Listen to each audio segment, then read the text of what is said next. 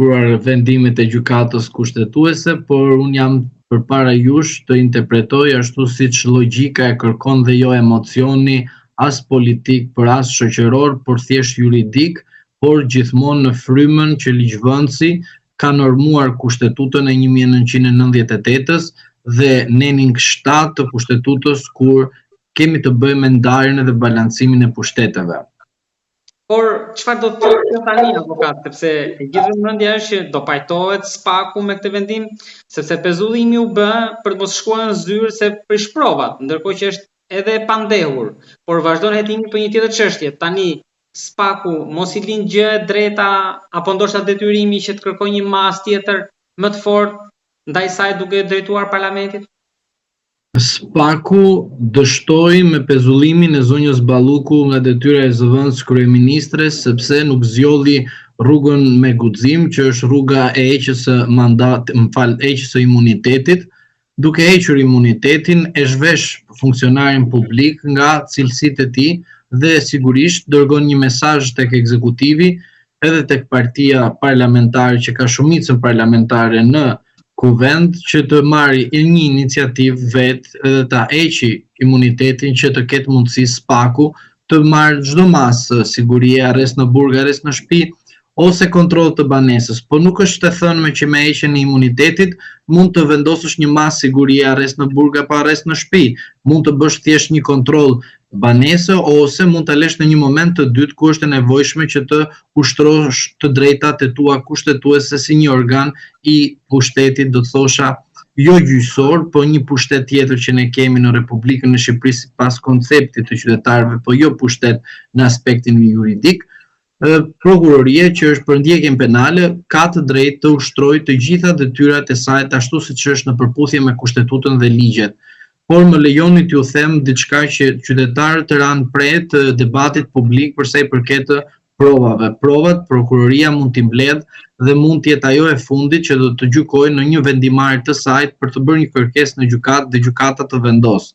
Por duke qenë në kushtet kur zonja Balluku u pezullua nga detyra dhe fjalie që ishte provat që helmon, pra i djeg, i prish, të gjitha këto nuk kanë fare vlerë në këto momente. Në këto momente gjykata kushtetuese e vetë reformuar nga reforma në drejtësi, shkoi përtej kësaj dhe bëri diçka, çfarë? Goditi reformën në drejtësi. Pra, goditja të reformë ose më mirë atë institucion kushtetues do thosha që shumë shqiptar presin që ai institucion të japi drejtësi, por nuk është e vërteta që ai jep drejtësi pra SPAK-u.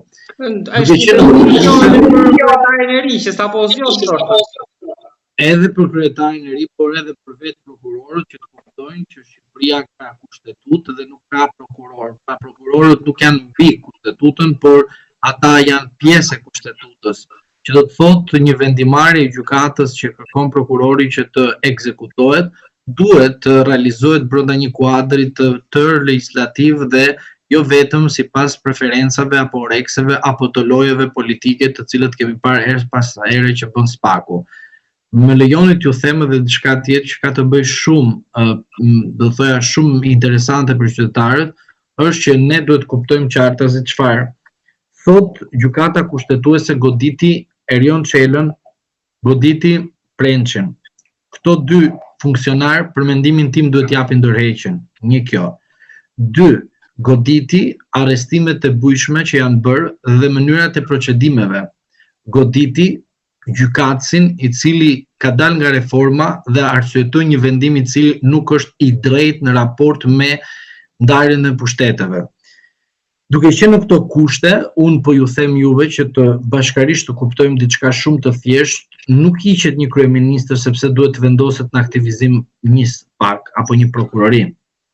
Kryeministri hiqet nga pushteti përmes votës, e kam thënë disa herë do ta përsëris, dhe institucionet kushtetuese që është gjyqësori, që janë edhe institucionet të tjera, duhet të marrin vendimarrje në raport në të drejtën. Tani më lejoni t'ju them diçka tjetër për sa i përket pjesës së SPAK-ut, asaj që ne flasim në rast se SPAK-u sot është në një, do të thojë, në një goditje dhe në rast se nesër ose brenda javës SPAK-u bën një kërkesë po parlamentit me heqjen e imunitetit të zonjës Balluku.